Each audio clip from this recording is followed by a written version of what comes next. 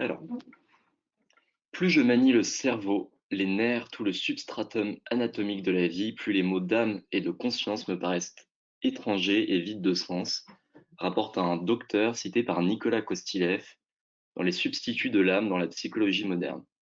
Et de fait, les sciences, dans leur progression, se sont abstraites de l'idée d'âme. Ceux qui devraient en parler, les psychologues, parce que étymologiquement, les psychologues sont ceux qui développent un discours sur l'âme.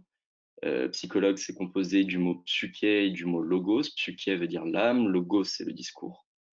Donc eux-mêmes, les psychologues, ne veulent plus rien avoir à en dire. Il semble en effet que l'idée d'âme, qui est une idée métaphysique et donc ascientifique, a fait son temps, qu'elle a aujourd'hui perdu tout pouvoir explicatif. La science s'en tient, pour être science, aux relations entre les phénomènes. Connaître les choses, ce n'est pas les expliquer par des choses imaginaires ou abstraites, mais décrire les lois sous lesquelles les phénomènes se succèdent. La science cherche seulement à rendre compte de l'articulation des phénomènes psychiques, soit les événements de conscience, les réactions chimiques du cerveau, les mécanismes inconscients, sans en expliquer le sens, et se passe donc de ce présupposé métaphysique qui ne fonde plus aujourd'hui les sciences de l'esprit. Pourtant, c'est l'idée d'âme qui fonde la pensée de ce qui n'est pas seulement le corps et l'impossibilité de réduire l'existence au corps. Antonin Artaud dit par exemple: l'âme est corps, le corps est âme aussi, mais non du côté limitable du corps, mais de celui illimité de l'âme. Ce qui montre la capacité de l'idée d'âme à outrepasser les limites de l'existence matérielle pour donner à la vie un horizon spirituel illimité. La science, en refusant de se fonder sur ce concept si vénérable, semble alors vider de sens tous les énoncés psychologiques qu'elle produit. En effet, réduire l'homme à des mécanismes, c'est le réduire à un pur déroulement de déterminisme naturel. On semble alors perdre ce qui fait le fondement de l'existence humaine. La science perd le sens de l'humain en s'abstrayant de l'idée d'âme, elle se limite au réel étendu et ne se permet plus de décrire ce qui fonde l'essence d'un sujet. La psychologie moderne cherche alors à décrire des vivants sans vie, une pensée sans pensée, un sujet de la même manière qu'elle décrirait un objet. Cette psychologie sans âme reprend la méthode physico-chimique qui tend à s'imposer comme modèle universel dans toutes les sciences, c'est-à-dire une méthode analytique qui se soucie seulement des relations entre les phénomènes sans aucun souci de l'unité selon laquelle ces phénomènes ont un sens. Et donc la question qu'on va poser, c'est: faut-il renoncer à l'idée d'âme? Qu'est-ce qu'on perd en perdant l'idée d'âme? Quel est le contenu effectif de ce concept qui n'est aujourd'hui toléré que pour désigner quelque chose de mystérieux et d'ineffable dans le discours religieux ou poétique? Et le parcours que je vous propose ici, c'est d'aller du concept à sa critique à la critique de sa critique, c'est-à-dire qu'on va retracer l'histoire philosophique du concept depuis son élaboration métaphysique, donc le concept. Ensuite, la critique. La critique, c'est la critique kantienne du concept métaphysique, et donc on va dégager les raisons de la critique kantienne de ce concept. Et ensuite, on va voir comment la philosophie post-kantienne, et en particulier la phénoménologie, va braver l'interdit kantien et réactiver ce concept, c'est-à-dire la critique de la critique. L'horizon de ce cours est donc de retracer l'histoire de la métaphysique dans son intégralité par le biais ou la porte d'entrée d'un concept métaphysique particulier. En effet, l'histoire de la métaphysique peut grossièrement se décliner en trois phases majeures. Il y a tout d'abord une élaboration métaphysique d'une batterie de concepts qui va aller de Platon à Leibniz. Ensuite, une critique, mais non pas une destruction, plutôt un renversement de sens de la métaphysique avec Kant.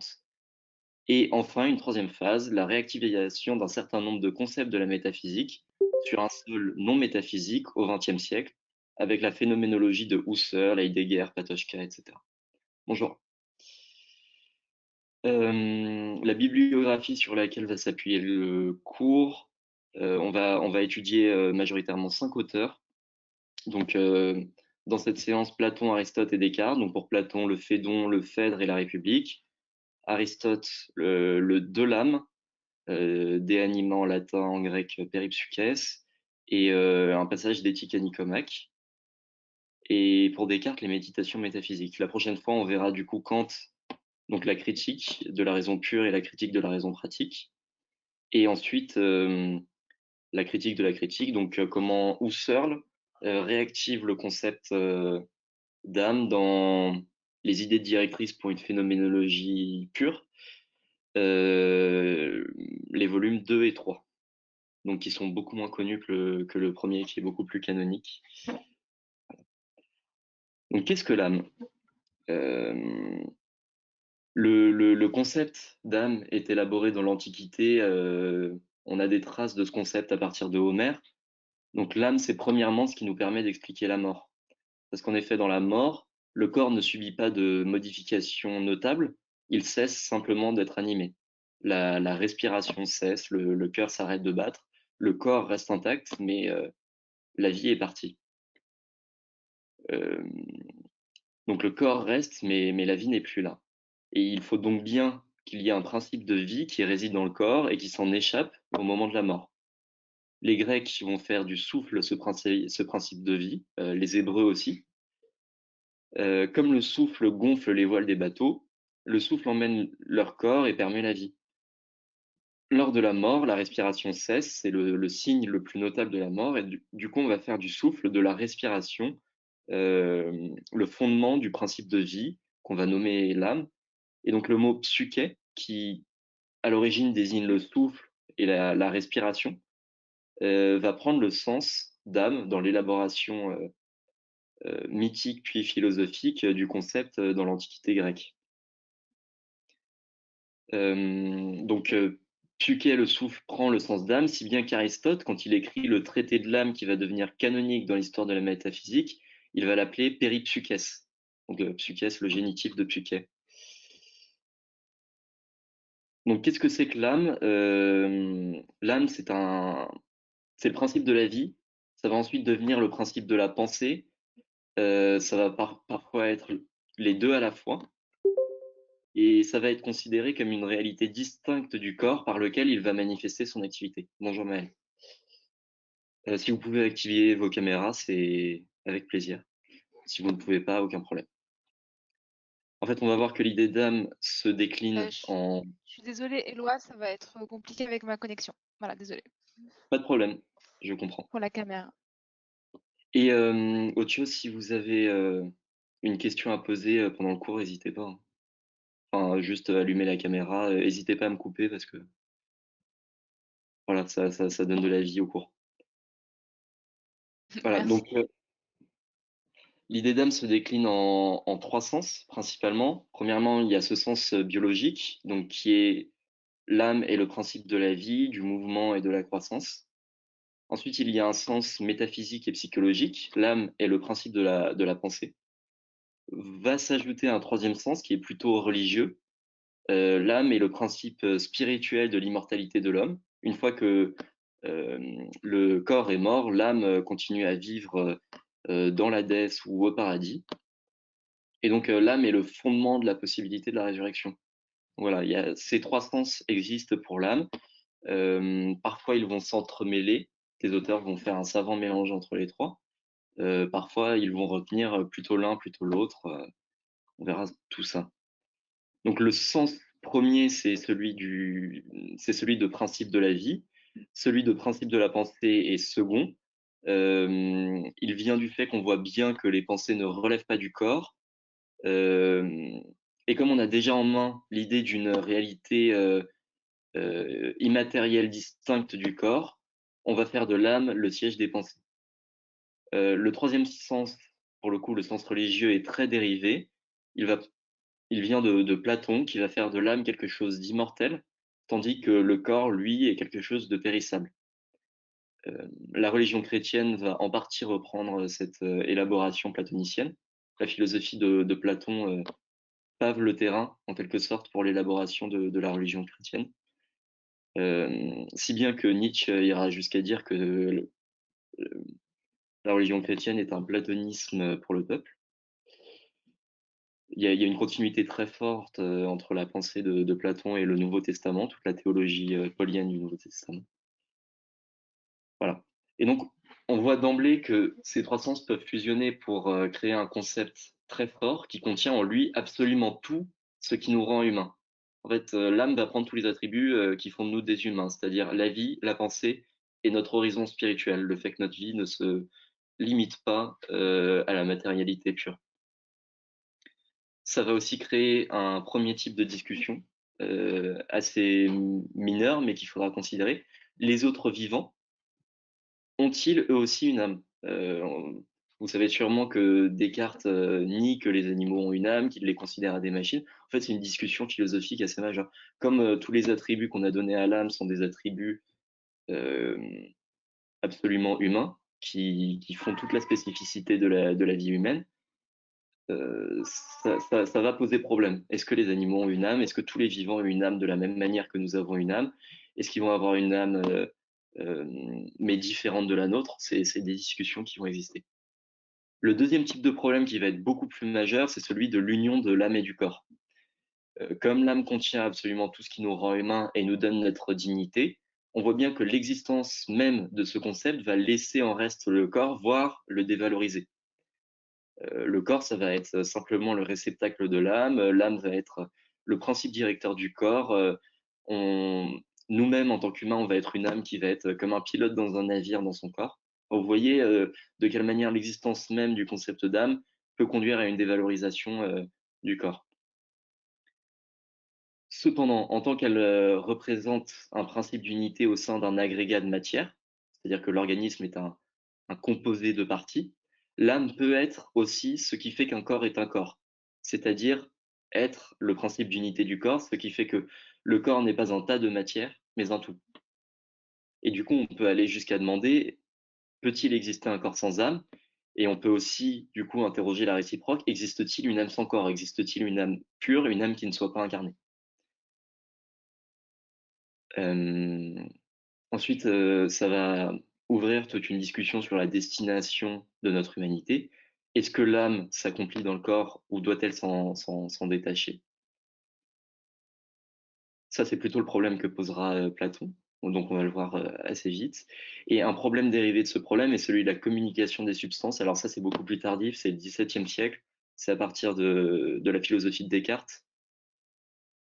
Parce qu'en fait, à partir du moment où on a établi que l'âme et le corps sont deux substances absolument distinctes quant à leur nature, il va falloir se demander comment ces substances communiquent, soit comment la matière devient pensée et comment la pensée devient matière. Et donc ce problème va se poser à la suite de Descartes, parce que Descartes est celui qui va poser le fait que l'âme et le corps sont deux substances absolument distinctes. Et donc, les trois grands cartésiens, Spinoza, Malebranche et Leibniz, vont poser très fort ce problème de l'union de l'âme et du corps. Ça ne veut pas dire qu'il n'est pas présent chez Platon et Aristote, mais il l'est selon des termes un peu différents, on verra. Donc, on va commencer avec Platon, dans une partie que j'ai intitulée L'âme immortelle et sa structure tripartite. Donc, c'est avec Platon que l'âme prend une place absolument centrale en philosophie. En effet, l'initiateur de toute philosophie européenne accorde à cette notion une place absolument centrale dans sa philosophie. Platon donne une destination pratique fondamentale à la philosophie en faisant de la question du choix de vie la question centrale de la philosophie. D'une part, philosopher revient à poser la question de la meilleure des vies possibles. D'autre part, philosopher revient à choisir la meilleure des vies possibles. C'est-à-dire que toute l'entreprise de la philosophie, c'est de se demander quelle est la meilleure des vies possibles. Et philosopher, c'est la meilleure des vies possibles. La vie passée à philosopher, c'est la meilleure des vies possibles. Et donc, c'est la destination de l'âme. Bonjour Valentin. Et Bonjour. donc, euh, bon, je reprends. C'est la destination de l'âme qui préoccupe prioritairement Platon. Quel type de vie va choisir une âme, comment bien mener sa vie, etc. D'autre part, l'âme est à la croisée des trois axes majeurs de la philosophie platonicienne, qui sont la psychologie, la politique et la cosmologie. C'est-à-dire que la vie et la pensée tirent de l'âme son mouvement, le monde tire de l'âme sa cohésion, il y a une âme du monde chez Platon, et la cité va tirer de l'âme son organisation. La cité est organisée de la même manière que l'âme personnelle est organisée. C'est en vivant dans une cité qu'une âme devient capable d'harmoniser ses forces, et réciproquement, une cité n'est juste que si ses citoyens ont des âmes justes. Seule une âme intelligente peut percevoir la causalité intelligente à l'œuvre dans le monde sensible. Donc voilà, on a brossé d'emblée la centralité du thème de l'âme. L'âme permet de connaître le monde, l'âme permet la cohésion de la cité, et l'âme permet la cohésion de notre propre individu et de choisir la meilleure des vies possibles. Donc l'idée d'âme est ce qui va lier psychologie, politique, éthique et cosmologie chez Platon, et c'est aussi chez lui la notion la plus complexe, justement du fait qu'elle va tenir tout l'édifice de sa philosophie. La question cosmologique, donc celle du monde, cosmos ça veut dire monde en grec, mais plutôt dans le sens du monde ordonné, parce que cosmos a le sens de monde, mais aussi celui d'harmonie. Et donc les Grecs, quand ils vont poser la question du monde, ils vont poser la question de l'ordre absolu de l'univers. Donc la question cosmologique, elle tient de l'épistémologie, c'est-à-dire comment connaître. C'est-à-dire comment l'âme peut-elle connaître l'ordre intelligible selon lequel le démiurge, le dieu de Platon, a ordonné le monde. Ça va être la question du timée. On va laisser cet aspect de côté parce que son traitement exige une méthodologie assez différente de celle qui nous permet de comprendre la psychologie, l'éthique et la politique de Platon.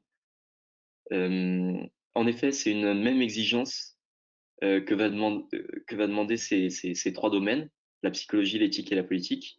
Il s'agit d'ordonner les parties de l'âme, de la vertu ou de la cité, donc les parties de l'âme dans la psychologie, de la vertu dans l'éthique et de, des classes d'habitants dans la cité, de manière à construire un ordre harmonieux. Tandis que dans le cas de la cosmologie, il ne s'agit pas de créer un ordre, mais de le découvrir, de le connaître, de le trouver. C'est une question épistémologique, c'est plus une question pratique. Donc on va laisser la cosmologie de côté parce que ça appelle un certain nombre de questions qui sont très différentes du reste. Le dialogue qui va traiter de l'âme chez Platon, c'est le Phédon, et c'est aussi le dialogue le plus central de toute la philosophie de Platon, parce qu'il marque une rupture entre les dialogues aporétiques de jeunesse, c'est-à-dire des dialogues où Socrate va interpeller un citoyen, lui demander qu'est-ce que c'est le courage, discuter avec le citoyen et arriver à une impasse, donc une aporie. Ça, c'est les dialogues de jeunesse. Et avec le Phédon, on passe à la métaphysique, on passe au Platon euh, plus mature, qui va élaborer tout un système métaphysique qui permet de dépasser l'aporie première. Les premiers dialogues sont plutôt socratiques, et à partir du Phédon, on va dire qu'on arrive à la maturité de Platon. Il va y avoir l'élaboration de la théorie des idées, notamment. Tout le système métaphysique de Platon euh, commence à partir du Phédon. Or, le thème central du Phédon est censément l'âme, mais c'est surtout de la mort et de l'immortalité qu'on va traiter dans le dialogue. En fait, ce qui se passe dans le dialogue, c'est que Socrate reçoit ses amis dans sa cellule, alors qu'il a été condamné à mort et qu'il sait donc que ses jours sont comptés. Et préalablement à ce dialogue, un ami de Socrate est venu le voir dans sa cellule pour lui proposer de s'enfuir de la cité. Et Socrate a refusé, arguant que il est plus juste de subir une injustice que de commettre une injustice. Et donc il décide de rester dans sa cellule. Et ensuite, ses amis viennent lui rendre visite. Et dans le Phédon, il explique à ses amis pourquoi il n'a pas peur de la mort. Et on va voir que la question de la mort et de l'immortalité, dont va traiter le Phédon, engage la question de l'âme, selon le prédicat absolument nécessaire de l'âme, qui est l'immortalité. Parce que chez Platon, l'âme est immortelle. Parce que parler de la mort et parler de l'âme revient au même. Mort et philosophie travaillent de la même façon. Mort et philosophie travaillent à délier l'âme du corps en la séparant du corps qui fait obstacle à la pensée. Vous savez que Platon dit que philosopher, c'est apprendre à mourir. Eh bien, c'est là qu'on retrouve l'explication de cette citation. C'est que dans la mort et dans la philosophie, l'âme se délie du corps, s'échappe du corps pour devenir pensée pure. En fait, Platon va établir une claire dualité du sujet. Il y a le je qui dit je pense et le je qui dit je mourrai. Le premier, celui qui dit je pense, se rapporte à l'âme immortelle qui a la faculté de se rapporter à l'intelligible, donc à la pensée pure. Le second, celui qui dit je mourrai, se rapporte au corps qui, lui, est destiné à devenir cadavre. le cadavre va se décomposer jusqu'à disparaître, tandis que l'individu est beaucoup plus constitué par l'âme qui, elle, est immortelle. Bon, pour l'instant, c'est un peu compliqué. On ne comprend pas pourquoi il avance tout ça, mais on va rentrer progressivement dans l'argumentation de Platon et voir comment il peut poser que l'âme est immortelle, etc.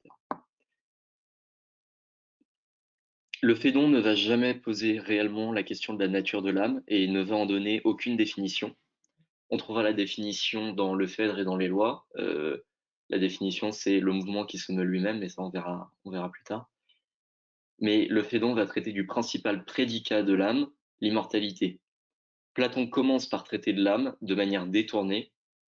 Il la saisit en acte dans ce qui, se constitue son trait essentiel pour la vie humaine.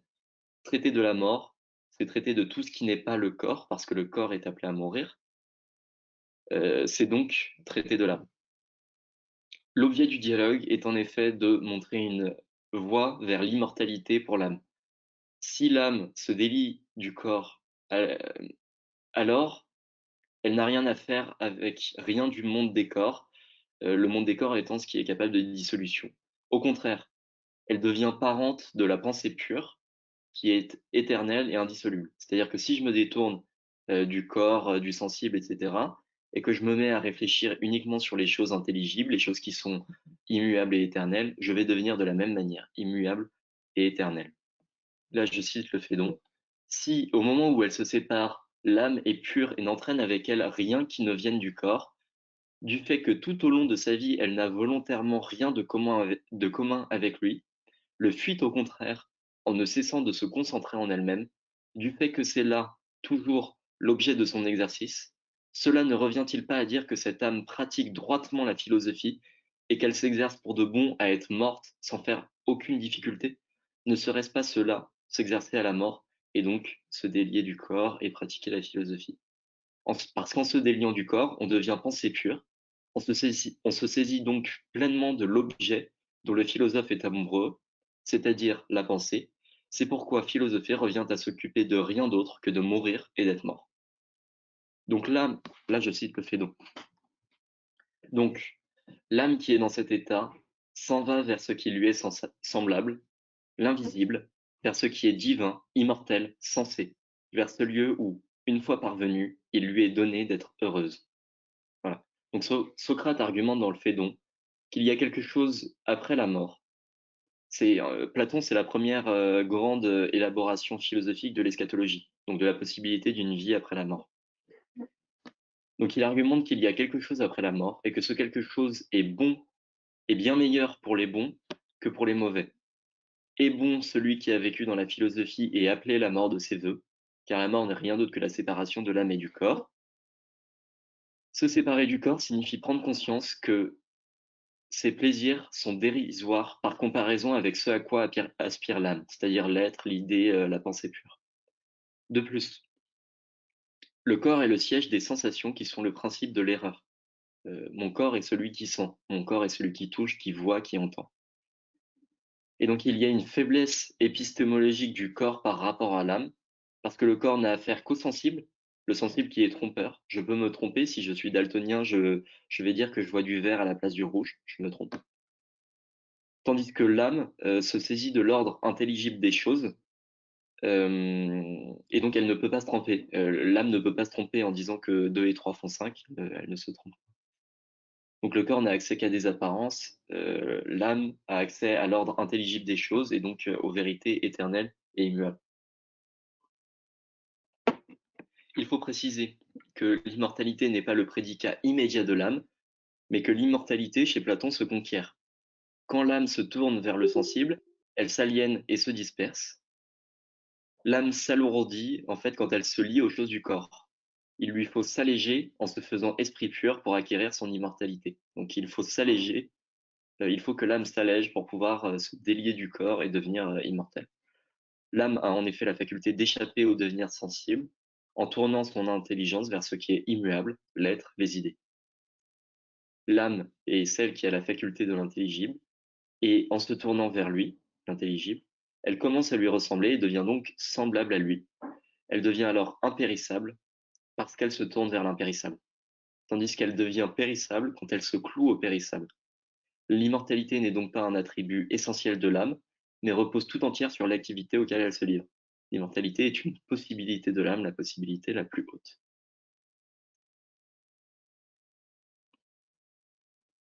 Je vais vous lire des passages d'un texte du Phénon.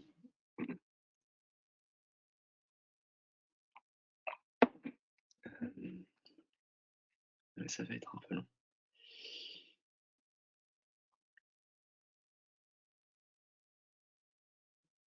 Bon. Voilà, je vais arriver à la fin. C'est l'évidence même, Socrate, l'âme ressemble au divin et le corps à ce qui est mortel. Examine alors Cébès, dit-il, si nous arrivons bien, en fonction de ce qui précède, à la conclusion suivante. Ce qui est divin, immortel, objet pour l'intelligence, qui possède une forme unique, qui est indissoluble et toujours semblablement même que soi-même, voilà ce avec quoi l'âme offre le plus de ressemblance. Donc en fait, ce passage du Phédon essaye de montrer en quoi l'âme est parente des idées. C'est-à-dire que l'âme a une ressemblance avec l'intelligible, l'âme est le siège de la pensée, et est donc semblable à la pensée pure, et donc aux idéalités pures, à la vérité pure, et donc aux choses éternelles et immuables. En revanche, je cite encore, ce qui est humain, mortel, inaccessible à l'intelligence, multiforme, sujet à dissolution, et qui jamais n'est même que soi, c'est au contraire avec cela que le corps offre le plus de ressemblance. Donc il faut voir que chez Platon, l'âme est perdue quand elle se tourne vers le sensible. Quand on se tourne vers le sensible, on n'a affaire qu'à des apparences. Les choses passent leur temps à changer, ne sont jamais les mêmes. On comprend rien à ce qui se passe. On ne se baigne jamais deux fois dans le même fleuve. Rien n'est immuable dans le sensible. Tandis que dans l'intelligence, les idéalités mathématiques, par exemple, sont euh, vraies de toute éternité. Et donc l'âme, qui est le siège de la pensée, a une parenté avec ce qui est éternel et immuable, et au contraire, elle se perd quand elle se tourne vers le sensible, elle s'égare, elle n'a affaire qu'à des apparences. Et le sensible est pour le coup ce qui a le plus de ressemblance avec le corps. Et donc c'est en se rapprochant du corps et donc du sensible que l'âme s'aliène, tandis que c'est en se rapprochant de l'intelligible qu'elle s'élève et devient pensée pure. Voilà. Donc l'âme s'aliène en s'unissant au corps. L'appétit, l'épithumia chez Platon, va la clouer au corps. Ce n'est pas le corps qui l'enchaîne, mais elle-même. C'est l'âme elle-même qui s'abaisse, par son impuissance à donner autorité à ce qui est fait pour commander, le nous, l'esprit pur. L'appétit qui l'enchaîne au corps est de l'âme seule, car l'âme ne peut se restreindre à éprouver uniquement ce que le corps éprouve. On ne va pas éprouver uniquement les désirs du corps, on va multiplier les désirs du corps, les plaisirs et les douleurs, parce que, par exemple, on va se mettre à angoisser parce qu'on va penser au futur, on va se mettre à regretter parce qu'on pense au passé. On voit bien que le corps est ce qui ne vit qu'au présent, l'âme est ce qui a aussi la faculté du passé et du futur. Et donc tous ces désirs vers le futur et ces regrets vers le passé vont être développés par l'âme. Donc, dans un sens, Platon ne condamne pas absolument le corps, mais montre que c'est l'âme elle-même qui s'abaisse dans sa liaison avec le corps. Je viens de voir qu'il y a une question sur le chat. Non, j'ai pas fait de diapositive. Au premier semestre, j'avais fait des diapositives, mais ça m'empêchait de voir les webcams des gens, donc ça me perturbait beaucoup. Mais si vous voulez, je vais vous faire un plan et un corpus de texte, peut-être une petite bibliographie, et je vous l'enverrai par mail. Donc ce sera postérieur à ce cours-là. Et je pourrais faire de même pendant les vacances, avant le prochain cours, pour que vous puissiez préparer les textes, travailler la bibliographie, avoir le plan de fait, etc. Voilà. Donc quand l'âme s'abaisse, il s'opère un mélange inextricable entre une âme qui acquiert une forme corporelle et un corps qui est travaillé par les appétits psychiques. Et donc en fait, dans l'union de l'âme et du corps, il y a une perversion mutuelle. C'est pour ça que euh, toute l'entreprise de la philosophie, c'est de mourir, c'est-à-dire délier l'âme du corps, faire que l'âme soit la plus légère possible. car l'âme, quand elle s'abaisse au corps, pervertit le corps et le corps pervertit l'âme. Donc c'est leur union qui est mauvaise. Le corps ou l'âme ne sont pas mauvais en soi. C'est, il faut travailler à un certain sens de leur union pour fonder un sujet éthique juste et beau. Et donc avec cet exposé, on commence à toucher au centre névralgique de la philosophie de Platon. Car cette caractérisation de l'âme, qui nous semble pour l'instant uniquement théorique et plutôt mystique, va en fait se révéler avoir une destination pratique absolument capitale. Il faut toujours garder en tête, quand on lit Platon, que toute sa métaphysique est bâtie sur des exigences pratiques. Par exemple, on va prendre un exemple.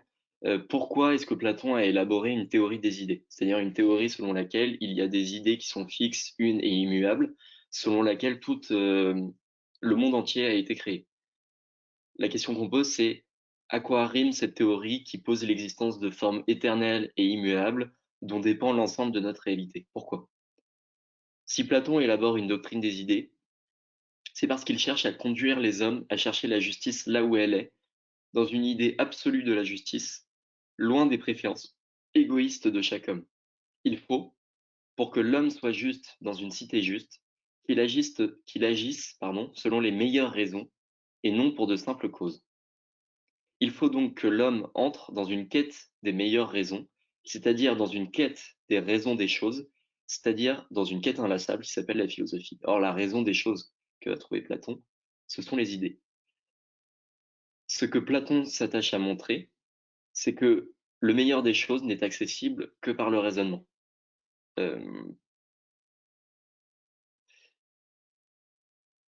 Pourquoi Platon va essayer de montrer que le meilleur des choses n'est accessible que par le raisonnement? Parce que si on essaye de trouver le meilleur des choses dans les apparences, comme les apparences ne cessent de changer, à ce moment-là, il y aura autant d'idées de la justice que d'apparences. Il n'y aura pas une seule idée, une de la justice, et à ce moment-là, avec 15 idées de la justice différentes, on n'arrive pas à fonder une cité harmonieuse. Il faut que tous les citoyens d'une cité soient d'accord sur l'idée qu'on se fait de la justice pour pouvoir déclarer que telle personne doit être punie et telle personne doit être récompensée. Sinon, il y a discorde, il y a révolution, il y a stasis. Enfin, voilà. Donc on voit bien que dans le cas de la justice, il ne peut pas y avoir une justice par personne pour qu'une cité juste soit possible. Les adversaires de Platon, donc les sophistes, pensent que l'homme est la mesure de toute chose. Donc ça, c'est la célèbre formule du sophiste Protagoras. C'est-à-dire que ce qui apparaît à chaque homme est vrai et que tout ce que chaque homme dit ou pense est vrai. Donc en gros, il y a une vérité par personne. L'homme est la mesure de toute chose. Et dès lors qu'il y a une idée de ce qu'est la justice par citoyen, il y a une impossibilité totale de réunir ces différences et de fonder une cité juste. Et donc là intervient la doctrine des idées. Si on arrive à montrer que la justice est une et que tous doivent agir selon elle, pour elle-même et non selon eux-mêmes, alors on fonde la possibilité d'une cité harmonieuse où règne la justice. C'est-à-dire que dans chaque action, je vais agir selon la meilleure raison, qui est l'idée de la justice, et non selon mes petites raisons. Donc non selon moi-même. Je ne suis pas la mesure de toute chose. Les idées unes et immuables sont la mesure de toute chose et permettent de créer un ordre dans la cité. Donc Platon fonde la doctrine des idées. Il ne fait pas résider la vérité des choses dans le sensible, car le sensible est changeant, en perpétuel devenir, et donne donc l'indice que la vérité, elle aussi, est changeante, et que l'homme peut donc bien être la mesure de toute chose. Il fait résider la vérité dans les idées, qui sont purement intelligibles. La pensée doit donc se faire pure. Euh, donc les idées sont purement intelligibles parce que l'intelligible, c'est ce qui ne change pas, et les idées sont immuables. Donc la pensée, pour se rapporter aux idées, doit se faire pure, c'est-à-dire de ne s'occuper que des objets intelligibles pour déterminer ce qu'est la justice, ce qu'est la vertu, ce qu'est le bien, et agir en fonction de ces déterminations éternelles et immuables.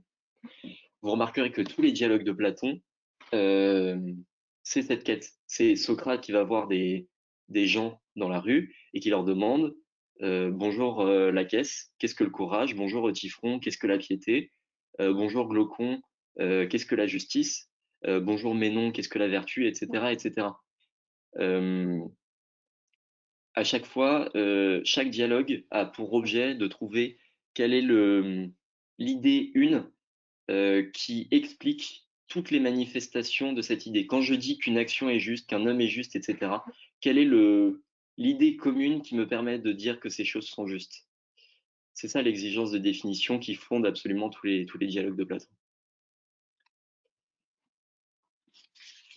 Et en effet, de la même manière qu'une chose n'est belle qu'en tant qu'elle participe de l'idée de la beauté, un acte n'est juste que selon l'idée de justice.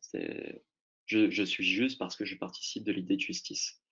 Les idées ne sont pas des représentations mentales des choses, elles ont une réalité ontologique supérieure, c'est-à-dire qu'elles existent et elles sont selon quoi le monde a été créé. C'est-à-dire que dans Platon fait beaucoup de métaphores mystiques et notamment dans le Timée, pardon, il pose l'existence d'un démiurge qui a créé le monde en ayant les yeux rivés sur les idées. C'est-à-dire qu'il regarde les idées et il crée le monde qui est pure imitation de ces idées.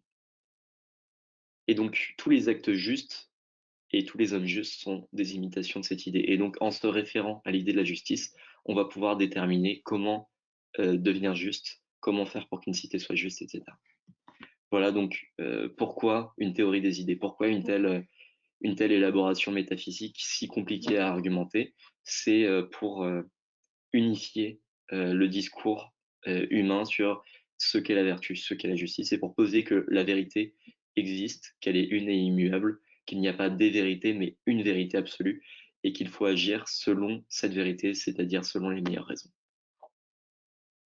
D'ailleurs, c'est dans le Phédon que Platon démontre qu'il faut accorder un privilège à la raison.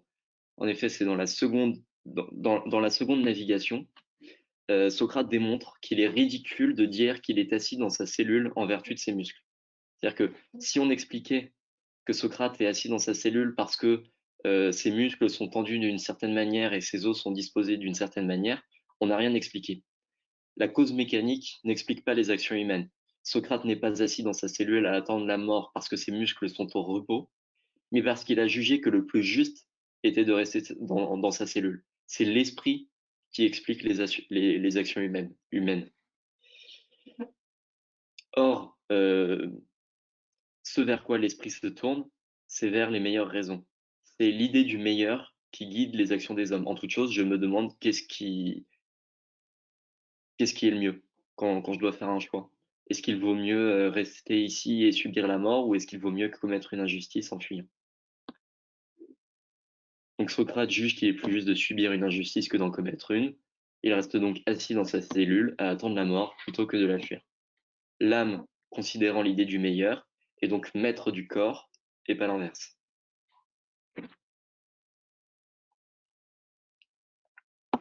Pour ce qui concerne l'action morale et politique, nous avons donc des raisons à chercher et non pas des causes. Je ne punis pas un citoyen parce qu'il m'a fâché, je le punis parce qu'il est juste de le punir. Bon. Et du coup, on posait la question de la destination pratique de l'idée d'âme. Quel intérêt a donc l'idée d'âme dans la fabrication d'une cité juste? C'est la question qu'on doit poser si l'on veut réellement comprendre de quoi il retourne lorsque Platon nous parle de l'âme. D'ailleurs, il va falloir généraliser la question et l'appliquer à chacun des auteurs qu'on évoquera dans cet exposé. Pourquoi un tel caractérise ainsi l'âme? Quel est l'intérêt pratique? C'est ce que recommande Nietzsche dans Par-delà bien et mal, au paragraphe 6, en disant, de fait, si l'on veut comprendre ce qui a donné le jour aux affirmations métaphysiques les plus transcendantes d'un philosophe, on fera bien, et sagement, de se demander au préalable à quelle morale veulent-elles ou veut-il en venir?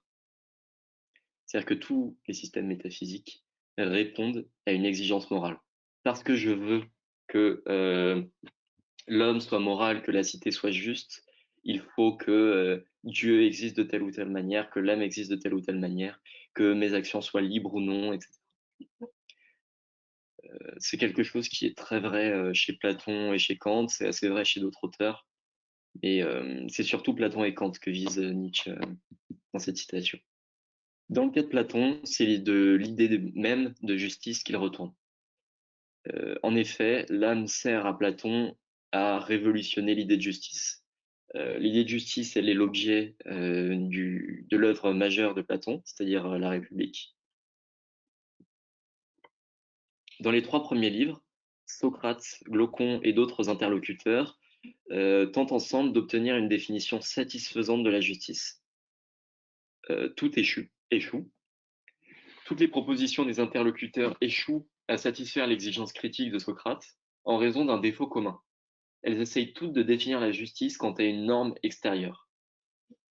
Le livre 4 de la République renverse cette conception de la justice. La justice n'est pas conformité à une norme extérieure, la justice vient de l'individu.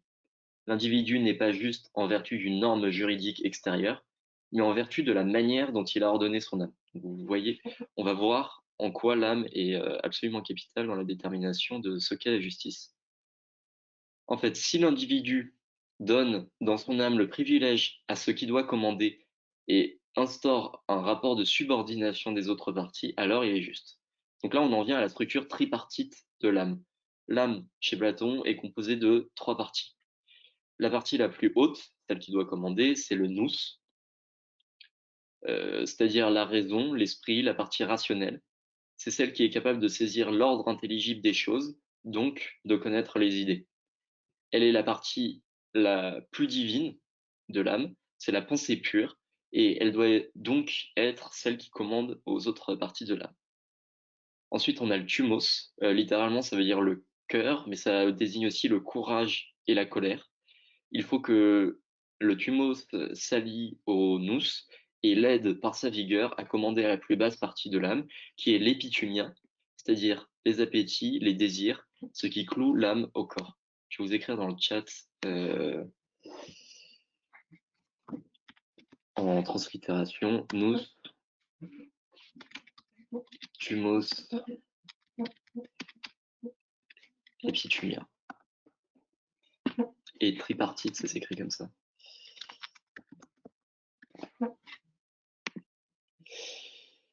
Donc la justice se définit, en tout cas dans le livre 4 de la République, comme la subordination des parties inférieures à la partie supérieure, c'est-à-dire la partie rationnelle, dont la fonction est de chercher à connaître le vrai. La justice est donc réalisée quand l'âme est tournée vers la recherche des vraies raisons de toute chose, donc vers le principe du meilleur. La justice, c'est quand toutes les parties de l'âme concourent à cette recherche. En fait, il faut voir que chez Platon, nul ne se porte au mal en connaissance de cause. C'est-à-dire que si je connais ce qui est le meilleur, ce qui est le principe du bien, je vais faire ce qui est meilleur.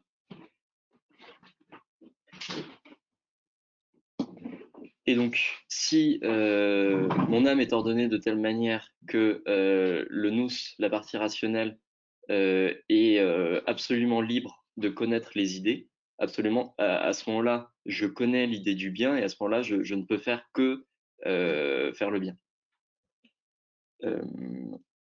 Faut voir aussi que dans cette caractérisation de l'âme, il y a une homologie qui est structurale entre l'âme et la cité.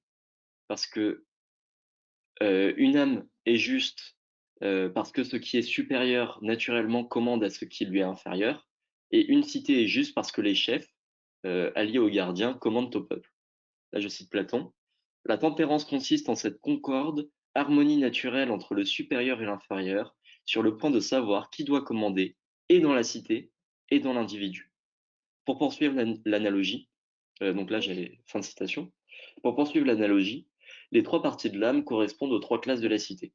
L'esprit rationnel est homologue à la classe des chefs, le cœur est homologue à la classe des gardiens, et les désirs sont homologues au peuple. De même que la cité est en désordre quand la classe des guerriers donne sa force à la racaille, de même l'homme est injuste quand ce sont ses désirs qui commandent sa colère plutôt que son esprit. Les désirs ont des causes, l'esprit a des raisons.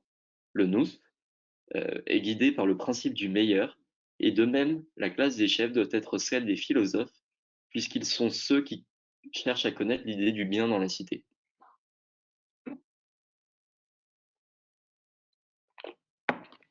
La justice est donc, dans les 2 cas, Un accord complexe entre les trois parties et le respect de cette hiérarchie naturelle est en même temps la reconnaissance par chacune des parties de sa fonction, ce qui permet à chacune des parties d'atteindre le meilleur de sa fonction. Ainsi, et là je cite Platon, ce principe qui ordonne à chacun de remplir sa propre fonction pourrait bien être, en quelque manière, la justice. À partir du moment où l'épithumia remplit son rôle, le thumos remplit son rôle et le nous remplit son rôle, on est un individu juste. Et il en va de même dans la cité. Quand le peuple remplit son rôle, que la classe des guerriers remplit le sien et que la classe des philosophes commande, on est dans une cité juste. Et donc être juste, ce n'est pas respecter une quelconque norme extérieure, mais être en toute chose guidé par le principe du bien. Pour être juste, il faut donc une harmonie de l'âme, où la partie qui connaît est épaulée par la vigueur du cœur, et où tous les désirs convergent vers l'amour du bien. Bon, pour l'instant, on voit pas bien ce que les désirs ont à faire là-dedans, mais faut voir que chez Platon, le philosophe est amoureux de la vérité. En fait, c'est la situation du philosophe. Le philosophe est décrit dans Le Banquet comme authentiquement amoureux de la vérité. L'âme du philosophe est si bien ordonnée vers la vérité que tous ses désirs convergent vers ce à quoi son esprit pur aspire, c'est-à-dire la vérité, c'est-à-dire le bien. Et donc, ouais, le philosophe est authentiquement amoureux de la vérité dans Le Banquet, qui traite de l'amour. Ce qu'on a vu dans le Phédon, euh, et une autre liaison de l'âme au concept de justice, c'est que la récompense du juste est l'immortalité. Parce que c'est en tournant ces parties vers ce que vise, c'est en tournant les parties de l'âme vers ce que vise l'esprit pur que l'âme s'allège en se détournant des plaisirs dérisoires du corps. Si le nous commande au thumos et à l'épithumia, à ce moment-là, mes désirs et ma vigueur, mon courage sont tournés tout entiers vers la connaissance de l'intelligible. À ce moment-là, je me rends compte que les plaisirs de mon corps, la luxure, le sensible, etc., sont des plaisirs absolument dérisoires. Et à ce moment-là, mon âme s'allège et se délie du corps. Donc là maintenant, on commence à comprendre l'intérêt pratique de la doctrine platonicienne des parties de l'âme et de son immortalité. Mais la question c'est, d'où vient-elle?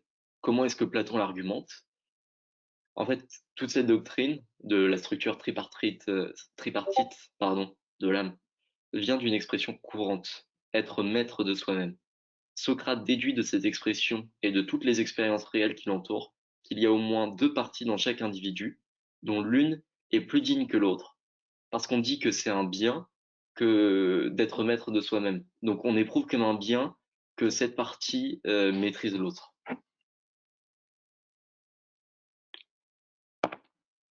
Et donc ça, c'est un texte absolument canonique de la République. Il commence à argumenter avec Locon qu'il faut reconnaître qu'il y a parfois des personnes qui ont soif, mais qui ne veulent pas boire. Donc qu'il y a une partie en nous qui veut la boisson et l'autre qui ne veut pas la boisson. Donc il y a deux parties dans l'âme. Donc il dit, nous n'aurions pas tort, repris-je, de soutenir qu'il s'agit de deux principes et qu'ils diffèrent de l'un de l'autre. L'un, celui par lequel l'âme raisonne, nous le nommerons le principe rationnel de l'âme. L'autre, celui par lequel elle aime, a faim, a soif, et qu'il excite de tous les désirs. Celui-là, nous le nommerons le principe dépourvu de raison et désirant, lui qui accompagne un ensemble de satisfaction et de plaisir. Donc vous voyez qu'à partir de cette première expression, être maître de soi-même, et de cette situation, euh, quelqu'un a soif mais ne veut pas boire, on en déduit deux parties dans l'âme, l'esprit et l'épithumia. Le nous, c'est l'épithumia, c'est-à-dire l'esprit et les désirs.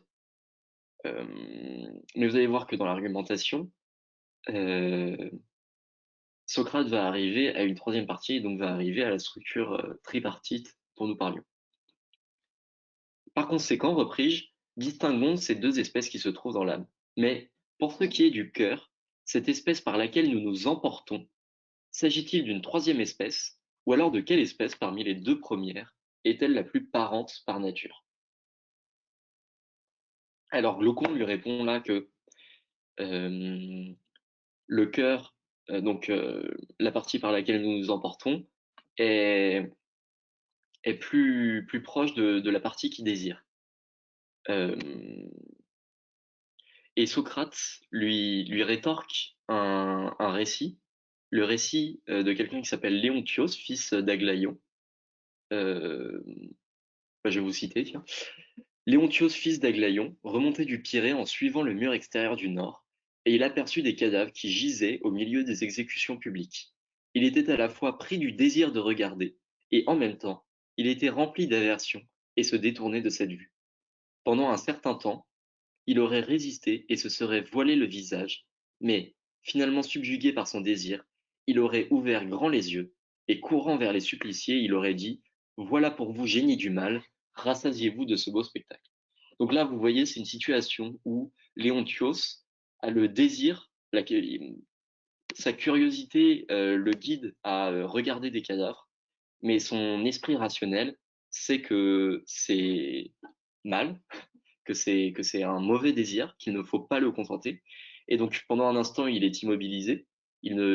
Son esprit parvient à contenir son désir. Mais à partir du moment où son désir l'emporte, il dit: Voilà pour vous, génie du mal, rassasiez-vous de ce beau spectacle. Et en fait, ce que Socrate retient de cette anecdote, c'est qu'ici, Léontios est en colère contre ses désirs. Et si Léontios est en colère contre ses désirs, c'est-à-dire que Léontios, en fait, il s'en veut de s'être laissé aller à sa curiosité. Si, si on peut être en colère contre nos désirs, c'est que la colère n'est pas forcément l'allié des désirs. C'est-à-dire que la colère peut parfois être l'allié euh, de l'esprit. Donc c'est ce que dit Socrate. Eh bien, dis-je, ce récit signifie que la colère fait parfois la lutte aux autres désirs comme un principe à un principe distinct. Voilà. Donc ils poursuivent la discussion.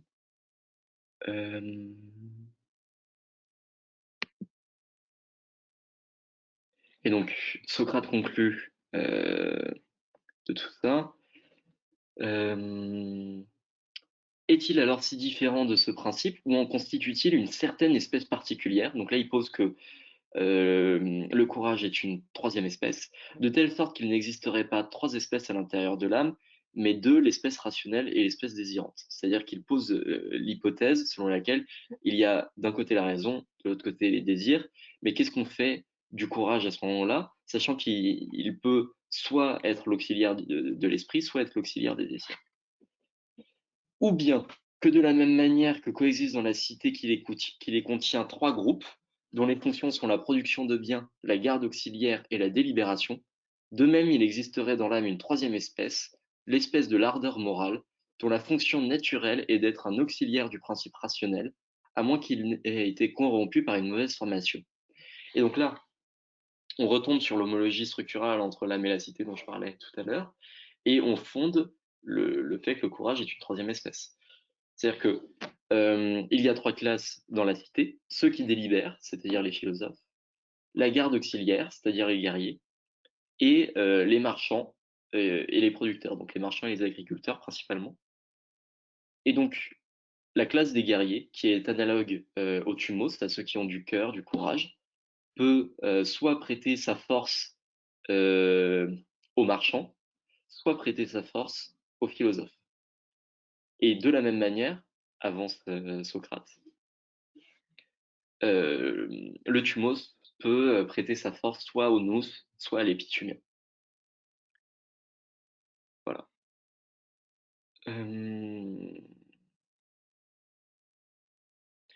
Donc, dans ce passage, Socrate en conclut que c'est au principe rationnel qu'il revient de commander, parce que c'est celui qui est sage, qui possède la capacité de penser avec prévoyance pour la cité tout entière, et il revient au principe de l'ardeur du cœur, de se soumettre au principe rationnel et de faire alliance avec lui pour combattre à ses côtés. Voilà. Il conclut, je cite: Et de la sorte ainsi nourris, forts de ce qu'ils savent être véritablement leur fonction et éduqués dans ce but, ils prendront la position de commande du principe désirant, lequel occupe le plus massivement notre âme, et par nature désire insatiablement les biens matériels. Ils le surveilleront pour empêcher que, se rassasiant des plaisirs qu'on attribue au corps, il ne grandisse et se fortifie au point d'abandonner sa tâche propre et d'entreprendre au contraire d'asservir et de diriger ceux qui ne sont pas tributaires de son genre, et ainsi bouleverser l'existence entière de tous. Donc tout ça pour dire que le thumos prête sa force au nous pour soumettre les désirs, afin qu'ils ne renversent pas l'ordre harmonieux de l'âme, de même que dans la cité, euh, les guerriers doivent prêter leur force aux philosophes euh, soumettre, euh, pour soumettre la classe des marchands, des agriculteurs, etc. Puisque ce sont les philosophes qui ont en vue l'idée du bien.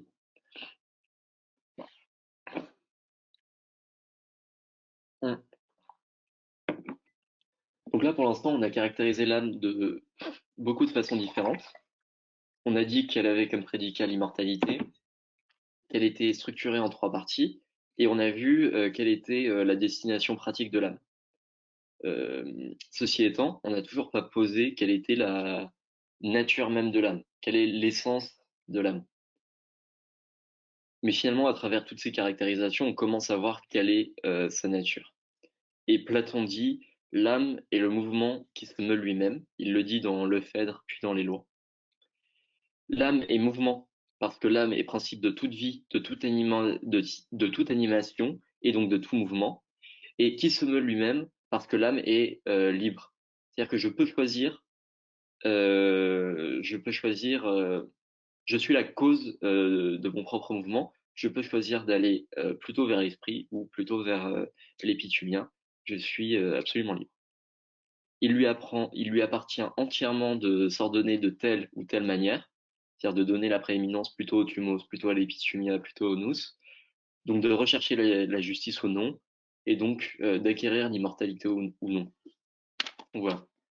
Dans sa formule la plus simple et la plus concise, pardon, on peut définir l'âme comme le mouvement qui se meut lui.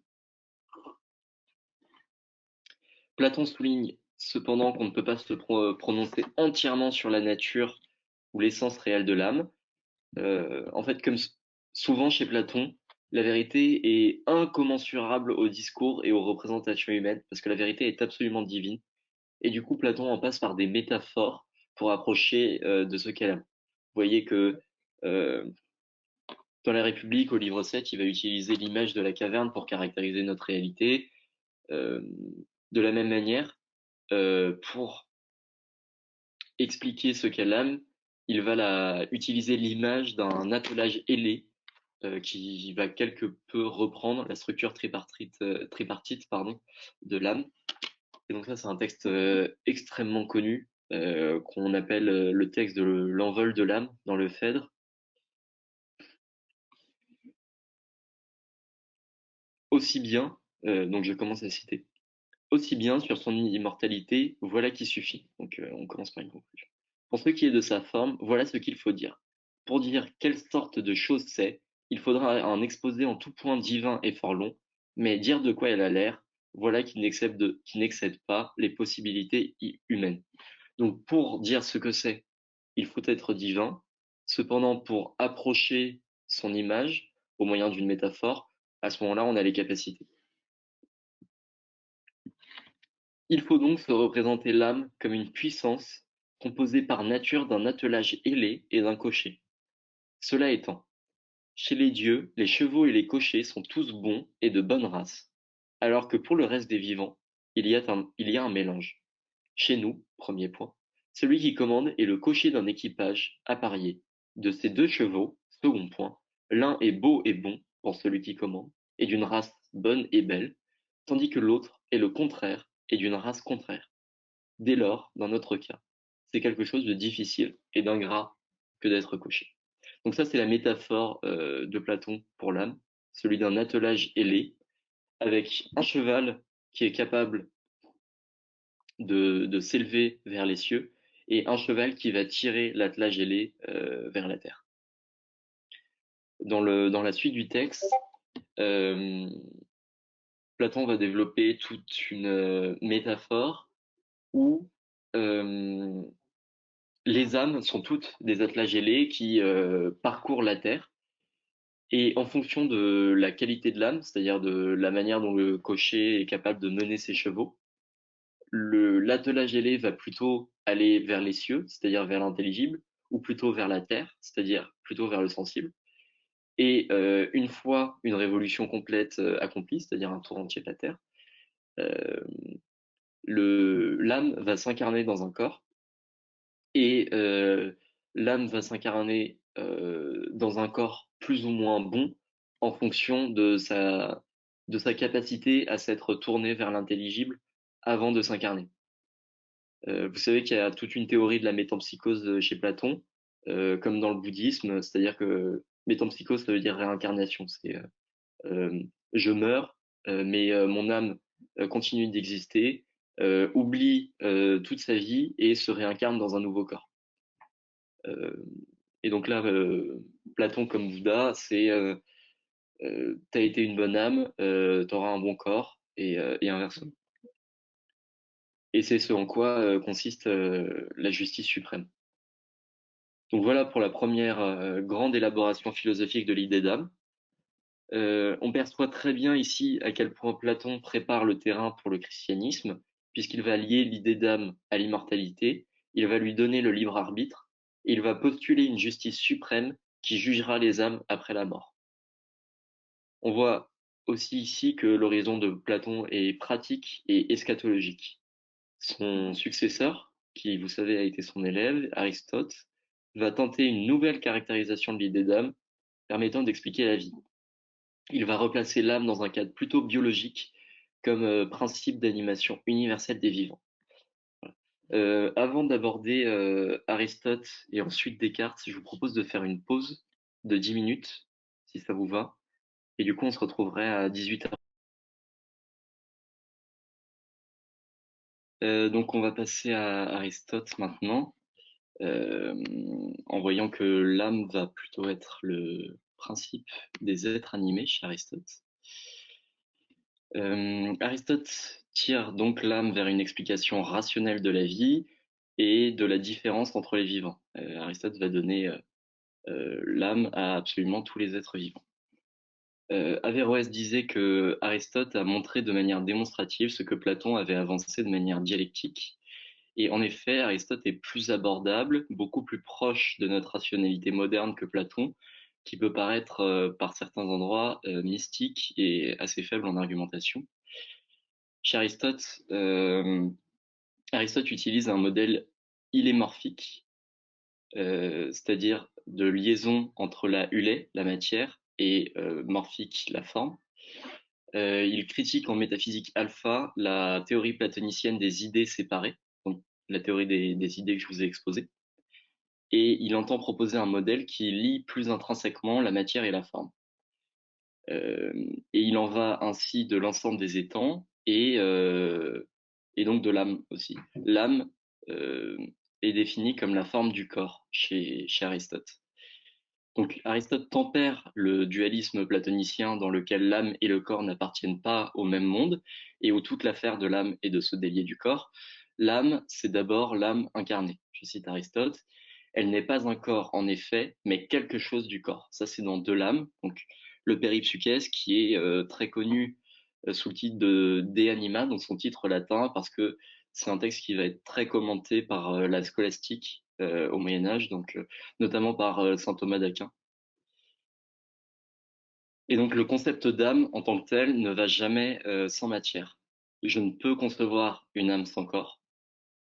Et l'âme est ce qui, dans un corps, explique l'animation et la vie. Bref, l'âme est la forme du corps. C'est la définition qui est formulée dans la deuxième partie du De Anima.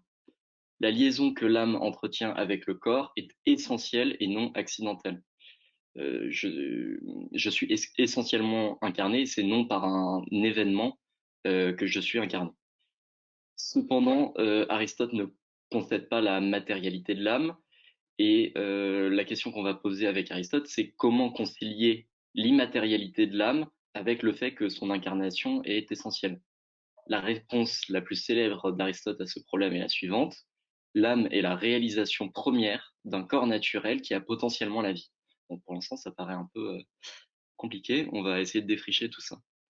Le corps serait donc en puissance et l'âme en acte. Vous savez que c'est Aristote qui fonde la distinction entre en puissance et en acte.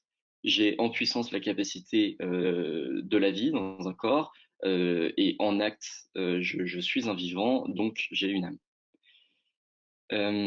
En tant que cause des activités du corps, l'âme reste une substance distincte, bien qu'étroitement liée au corps. Aristote ne pose pas vraiment la question de l'union, elle est évidente selon lui. Il s'agit moins d'une union que d'une unité, l'unité de l'âme et du corps. On verra avec Descartes que le problème de l'union se pose plutôt dans le cadre des dualismes. Donc l'âme est la réalisation, l'actualisation des fonctions vitales d'un corps animé. Elle n'est pas seulement l'animation du corps, mais aussi l'animé, c'est le principe de la vie elle-même. Là, je vais citer Aristote. L'âme est principe des manifestations qu'on vient d'évoquer. Elle se définit par ses fonctions nutritives, sensitives, cogitatives et par le mouvement. L'âme, c'est ce qui fait que nous vivons, sentons et réfléchissons. Fin de citation. Donc on va commencer par travailler un peu cette forme de l'union du corps et de l'âme, cette forme de l'unité de l'âme et du corps. Qu'est-ce qu'entend Aristote en disant que l'âme est la forme du corps, qu'elle est l'actualisation du potentiel d'un corps? Je cite Aristote. Il faut nécessairement que l'âme soit substance comme forme d'un corps qui a potentiellement la vie. Or, cette substance est réalisation, donc elle est réalisation d'un tel corps. Le problème, fin de citation, le problème est le suivant. Comment peut-on dire d'une activité qu'elle est une substance? Là, il va falloir rentrer dans la finesse de la caractérisation aristotélicienne de l'âme, qui permet de penser qu'une substance soit réalisation. Et donc, on va distinguer deux manières d'être pour la réalisation. Je cite Aristote, mais cette dernière, donc c'est-à-dire la réalisation, s'entend de deux façons, tantôt comme la science, tantôt comme l'acte de spéculer. Par conséquent, c'est évidemment comme la science. L'âme est comme la science. Donc ici, Aristote distingue deux types de réalisation. La réalisation première, c'est la réalisation d'une capacité, donc une disposition acquise qu'on est libre d'exercer ou non, comme la science. La réalisation seconde, c'est la réalisation de cette disposition, c'est l'exercice en acte de cette disposition, comme l'acte de spéculer qui est actualisation de la disposition acquise qui est la science. Donc l'âme est une réalisation première au même titre que la science. Là, je cite, en conséquence, l'âme est la réalisation première d'un corps naturel qui a potentiellement la vie. Un autre exemple pour mieux comprendre, si l'œil était un animal, la vue en serait l'âme. En effet, la vue est ce qui fait qu'un œil est un œil en tant que la vue est la raison d'être de l'œil. Donc, faut garder en tête qu'Aristote est finaliste. Donc, la vue est la raison d'être de l'œil. Et la vue est la réalisation première de l'œil. Or, ce prédicat essentiel de l'œil connaît, de la même manière que l'âme, deux modes, c'est-à-dire le sommeil et l'éveil. On peut voir ou on ne peut pas voir, mais dans les deux cas, on a la vue. La vue est donc la réalisation première de l'œil, qui est la matière de la vision de la même manière que le corps est la matière de l'âme, et la réalisation seconde de l'œil est l'acte par lequel on voit. Donc voilà, on voit comment on peut concilier actualité et substance en disant que l'âme est une réalisation première et non une réalisation seconde. C'est-à-dire que l'âme est une disposition et non pure actualité du corps. Donc maintenant, ceci établi, il y a des remarques qui s'imposent. Premièrement, Aristote semble attribuer l'âme à tout animal. Et deuxièmement, Aristote semble reconnaître différentes fonctions à l'âme. On a dit dans une citation, on a énuméré des fonctions qui étaient le mouvement, l'intellection, la cogitation, la fonction sensitive et la fonction nutritive. Pardon. Donc, passé les remarques techniques sur la nature de l'âme, on entre en effet dans le versant le plus connu de la doctrine aristotélicienne de l'âme, qui est celui des couches de l'âme. En effet, on peut parler d'un animisme aristotélicien. Tout vivant a une âme, de la plante à Dieu en passant par les bêtes. Cependant, Aristote ne peut pas décemment reconnaître que l'âme d'une plante est capable de remplir les mêmes fonctions que celle de Dieu. Il n'en va pas de même de l'âme d'une plante que de l'âme de Dieu. Donc il va élaborer une doctrine qui classifie différentes fonctions de l'âme et différentes âmes en fonction des fonctions qu'elles peuvent accomplir. Aristote, vous savez que c'est au-delà d'un philosophe, un grand scientifique qui a entrepris une grande classification de tout le vivant. Et le De l'âme, le De Anima, est un traité de philosophie naturelle, un traité scientifique qui va classifier les différentes âmes, les différentes fonctions, etc. Et donc il y a 3 étages dans l'âme. Premièrement, la fonction végétative, deuxièmement, la fonction sensitive, et troisièmement, la fonction cogitative. La fonction végétative, c'est la plus haute fonction à laquelle peut prétendre une plante. Elle consiste à survivre, à dormir, à se nourrir. En fait, c'est l'activité d'une plante, c'est végéter. La fonction sensitive est plutôt celle des bêtes. Il s'agit de sentir, etc. Les bêtes ont aussi la fonction végétative, mais s'ajoute dans leur âme la fonction sensitive. Donc là, déjà, on a 2 types de vivants, les plantes et les animaux, au sens de bestioles. Et donc, la bête cumule ces 2 fonctions, tandis que la plante n'a que la fonction végétative. Dieu, de son côté, est entièrement et purement cogitatif. L'âme de Dieu n'a que cette fonction la plus haute de l'âme, car il est pensée pure. Aristote définit Dieu dans la métaphysique comme la pensée qui se pense elle-même. Dieu est pure pensée, il n'a donc que la fonction cogitative, il n'a pas la fonction végétative et la fonction sensitive. L'homme, lui, pour le coup, va cumuler les 3 fonctions. Il peut prétendre à l'intellectualité la plus haute, donc la fonction cogitative, ou être tiré par ses plus bas instincts, donc la fonction sensitive, ou même passer sa vie à dormir et à se nourrir, et à ce moment-là ne réaliser son âme que selon les fonctions de la plante. Puisque l'âme est réalisation première, il appartient à chaque individu de réaliser les fonctions de son âme, donc de s'élever vers la pensée pure ou de s'adonner aux plaisirs les plus vils. Faut savoir aussi que cette hiérarchie des âmes, cette théorie des couches des âmes, a été assez féconde, non seulement dans la philosophie, mais aussi en littérature. Par exemple, c'est elle qui inspire Baudelaire quand il conçoit que l'homme est partagé entre l'ange et la bête. Euh, c'est assez fécond en philosophie, en poésie, pardon. Cette hiérarchie est étudiée de manière très théorique dans le De Anima, qui est un traité plutôt théorique. Mais nous, on va s'intéresser plutôt à l'équivalent pratique de cette doctrine qu'on va trouver dans Éthique et Nicomaque, dans la partie 1, paragraphe 13. Chez Aristote, dans le corpus aristotélicien, il y a 3 types de traités. Il y a les traités théoriques, donc ça va être la physique, la métaphysique, tous les traités scientifiques, et le De Anima en fait partie. D'un autre côté, on va avoir les traités poétiques, c'est-à-dire les traités qui ont rapport à la production. On va expliquer un art, expliquer comment il fonctionne, etc. Donc il y a notamment la poétique, qui va expliquer comment fonctionne la tragédie. Et un troisième type qui est les traités pratiques qui vont traiter du bonheur, de la politique, etc. Et donc ça va être l'éthique à Nicomaque, l'éthique à Eudème, Mania Moralia, c'est-à-dire la grande morale. On utilise son titre latin parce que c'est un traité qui a été beaucoup utilisé par les scolastiques, mais qui n'a pas une postérité dingue. Et voilà, donc nous, on va s'intéresser. Il y a aussi les politiques ou la politique en fonction des traductions. Nous, on va s'intéresser à Éthique à Nicomaque. Éthique à Nicomaque, c'est un traité qui traite du bonheur. Qu'est-ce que le bonheur? Quelle est sa nature? Comment l'atteindre? Etc. Dans la partie 1, on va commencer à placer des repères sur ce qu'est le bonheur et établir que le bonheur est une activité de l'âme. Et donc, Aristote en arrive à un point où il dit qu'il y a besoin d'une certaine connaissance de l'âme pour définir le bonheur. Et donc là, on va rentrer dans le texte.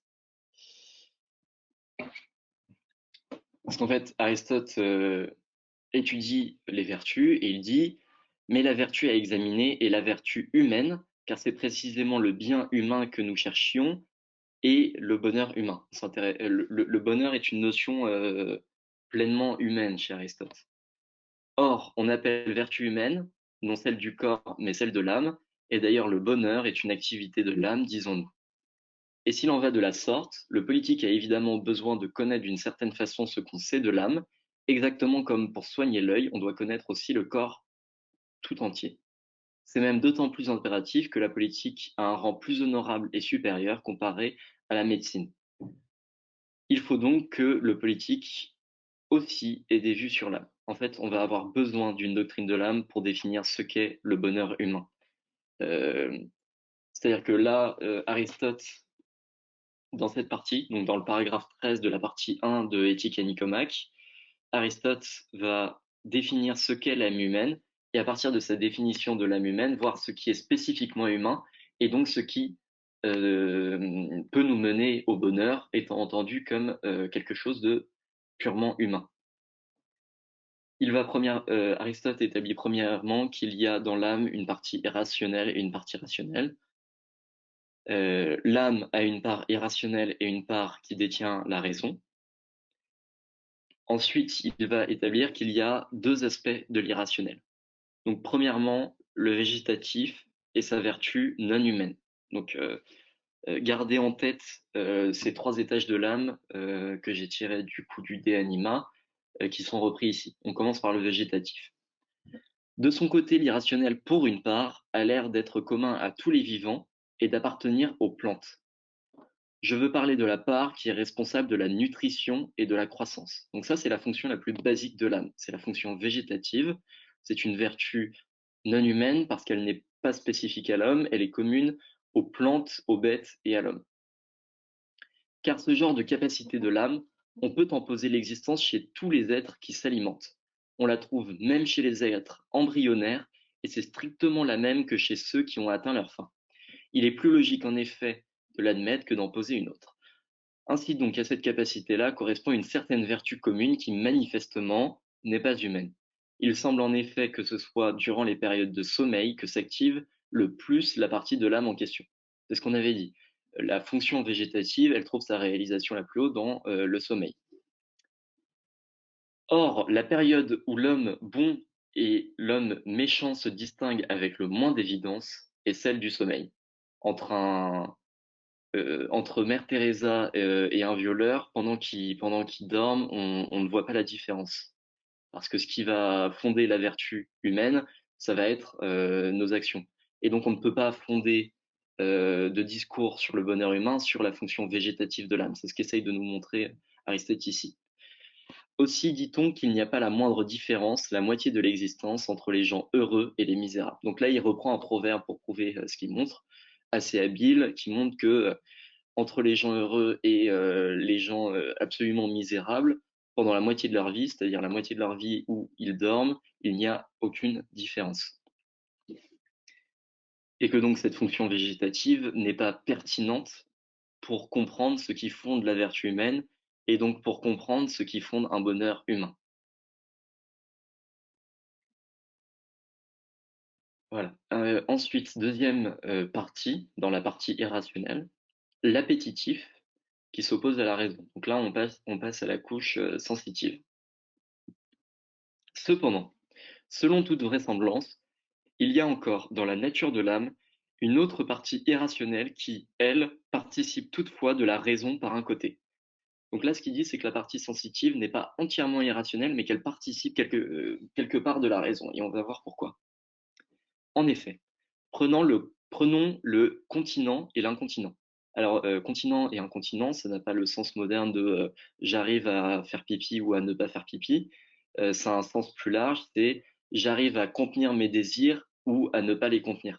Donc c'est plus large que le sens moderne du mot. Mais ça a strictement le même sens, même si son acception est beaucoup plus large. Nous louons leur raison à tous deux, ou la partie rationnelle de leur âme, parce que ces injections sont correctes et qu'elle invite aux actions les meilleures. On va louer la personne qui est continente parce qu'elle parvient à être maître de ses désirs. Mais manifestement, il y a aussi en eux une autre chose, naturellement distincte de la raison, qui est en conflit avec elle et lui résiste. Donc même chez le continent, il y a quelque chose qui s'oppose à la raison et qui va résister à la raison. Car, exactement comme les membres paralysés du corps qu'on décide de mouvoir vers la droite se portent au contraire vers la gauche, dans le cas de l'âme, on constate aussi ce mouvement de désobéissance. C'est, en effet, en sens contraire que vont les impulsions de l'incontinent. C'est-à-dire que on n'a pas besoin d'aller dans le corps pour voir des choses qui échappent à l'âme. Dans l'âme même, il y a des choses qui décident autrement que la raison pure. Mais il n'en reste sans doute pas moins que dans le cas de l'âme aussi, on puisse penser qu'il y a quelque chose à côté de la raison qui lui est contraire et qui marche contre elle. Donc ça, c'est l'appétitif. Cet irrationnel est susceptible d'obéir à la raison. L'appétitif peut, dans un cas, aller contre la raison, dans l'autre, aller avec la raison. Pour marquer quand même la proximité avec la structure tripartite de l'âme chez Platon. Euh, on peut, sauf que cette fois, chez Platon, on avait une distinction entre l'épithumia et le thumos, c'est-à-dire les désirs et le courage, la vigueur. Ici, Aristote rajoute une couche, la fonction végétative, qui est celle de la croissance, de la nutrition, du sommeil, etc. Et il rassemble en une seule couche l'appétitif et le courage. Je rentre dans le texte. Comment s'en distingue-t-elle? Peu importe, mais elle aussi, visiblement, participe de la raison comme nous le disions.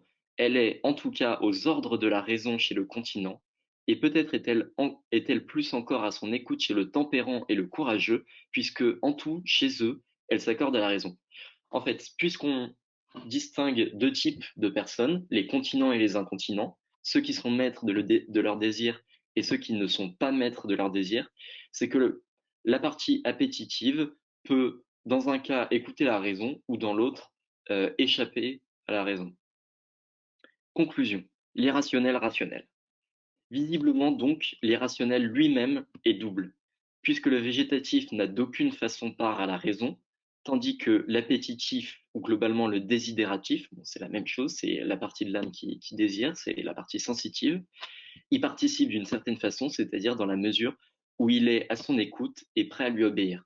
Si la partie appétitive est capable d'écouter la raison et de lui obéir, dans le cas d'un homme continent, c'est bien qu'il y a une partie de raison dans la partie appétitive. Car s'il n'y avait pas une part de raison, la raison ne pourrait pas communiquer avec cette partie appétitive et cette partie lui échapperait complètement. Alors que dans l'état actuel des choses, la partie appétitive peut lui échapper en partie, mais peut aussi être à ses ordres. Il en tient compte au sens où nous disons tenir compte des avis de notre père et de nos amis, mais il ne rend pas compte des choses comme on le fait de vérité mathématique. C'est-à-dire que la partie sensitive, elle a une partie de raison, mais elle n'est pas l'esprit rationnel pur qui est capable de faire des maths.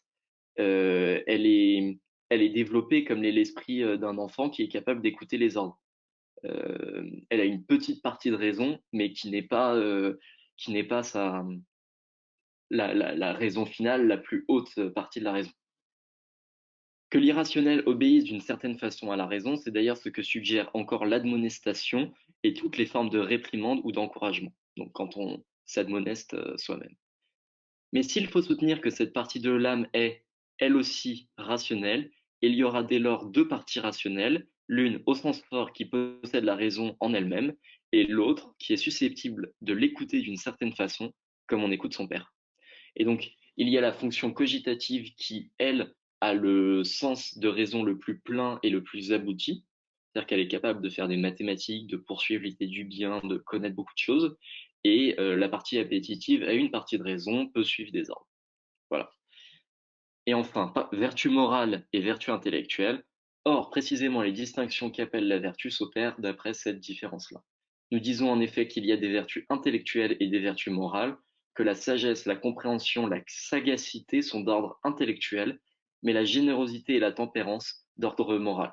C'est-à-dire qu'en fait, Aristote fonde sa distinction entre deux types de vertus en fonction des couches de l'âme. Les vertus intellectuelles se rapportent à la couche de l'âme la plus haute, c'est-à-dire la fonction cogitative. Les vertus morales, qui sont être maître de soi, être généreux et tempérant, vont s'adresser à cette autre partie rationnelle qui fait partie de la deuxième couche de l'âme, la partie appétitive ou sensitive. Si nous parlons en effet du caractère, nous ne disons pas que c'est un sage ou quelqu'un capable de comprendre, mais c'est un doux ou un tempérant. Pour avoir un bon caractère, on n'a pas besoin d'être un génie des mathématiques. On peut avoir une partie sensitive très bien développée, très tempérante, très généreuse. Tandis que les vertus intellectuelles, celles qui sont de l'ordre de la sagacité, c'est-à-dire la phronésis, la compréhension, etc., sont pour le coup de l'ordre de la fonction intellective, de la fonction cogitative. Voilà. Donc on termine là notre tour d'horizon antique de la première élaboration philosophique de l'idée d'âme. Maintenant, on va faire un saut de 15 siècles. On va passer du 4e siècle au 17e siècle. Oula, mes maths sont pas bonnes. Bon, à peu près 15 siècles. Pour voir que quand Descartes, du coup, au 17e siècle, refonde tout l'édifice de la philosophie sur un sol nouveau, la première certitude sur laquelle il arrive est celle de l'âme. Je ne sais pas si vous avez déjà travaillé Descartes, mais Descartes, c'est celui qui va douter de tout de manière à évacuer toutes les connaissances qu'il a reçues de son éducation et pour pouvoir fonder tout l'édifice du savoir sur des choses absolument certaines. Et donc il va faire fi de toute doctrine élaborée avant lui et refonder tout l'édifice du savoir. Et on va voir que dans l'entreprise cartésienne, qui se passe dans les méditations métaphysiques, la première certitude sur laquelle on arrive, c'est celle de l'existence de l'âme.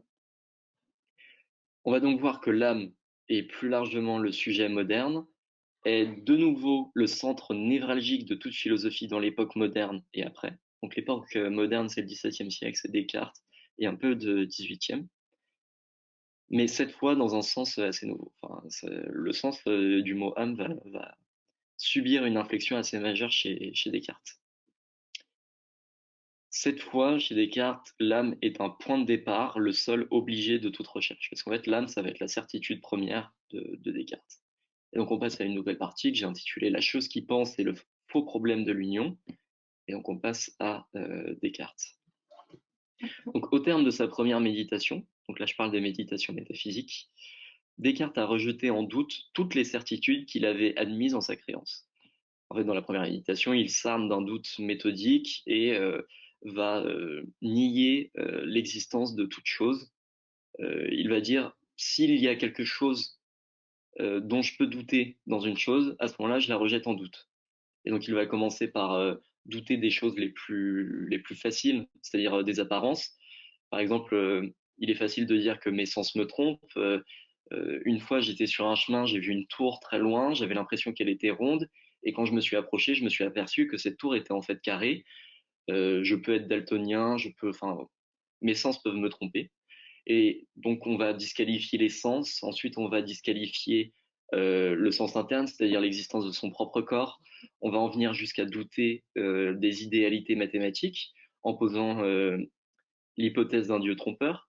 C'est-à-dire que à chaque fois que dans mon esprit je formule 2 et 3 font 5, un dieu trompeur me souffle la réponse 5, mais en fait c'est la fausse. Euh, donc je peux douter d'absolument tout. Et donc à la fin de la première méditation, Descartes n'est sûr de rien, d'absolument rien. Et c'est avec ce préalable que Descartes découvre dans la seconde méditation sa première certitude, celle sur laquelle il va fonder tout l'édifice du savoir. Et cette première certitude, c'est, je cite, je suis, j'existe, est nécessairement vraie toutes les fois que je la prononce ou que je la conçois en mon esprit. Donc la certitude absolue sur laquelle l'entreprise de doute méthodique de Descartes bute est la suivante. Même si je me trompe en toute chose, il reste que je me trompe. Chaque fois que je doute de tout, il reste que je doute. Le fait qu'il y a un je qui pense, un ego cogito, parce que Descartes écrit les méditations métaphysiques en latin, est une certitude indubitable chaque fois que je prends conscience de mon activité de pensée. Ce n'est pas lui-même comme individu que Descartes retrouve, c'est un sujet absolu, le prédicat nécessaire de toute pensée. À chaque fois que je dis je pense, je dois nécessairement dire j'existe. Donc je pense et aussitôt j'existe. Faut voir que l'existence n'est pas déduite logiquement de la pensée.